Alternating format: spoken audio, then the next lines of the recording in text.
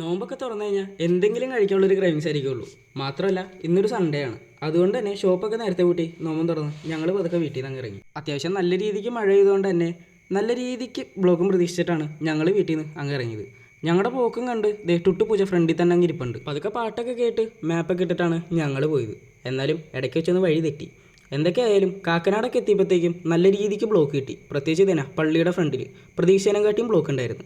അവിടെ നിന്നൊക്കെ കറങ്ങി തിരിഞ്ഞ് നിന്നത് നേരെ ഓൾ സ്റ്റാർ കഫേയുടെ മുമ്പിലായിരുന്നു. 3-4 പ്രാവശ്യം ഇതേ സെയിം റൂട്ടിൽ കൂടെ അങ്ങോട്ടും ഇങ്ങോട്ടും പോയിട്ടാണ് ഞങ്ങൾ ഈ ഒരു സ്പോട്ട് കണ്ടത്.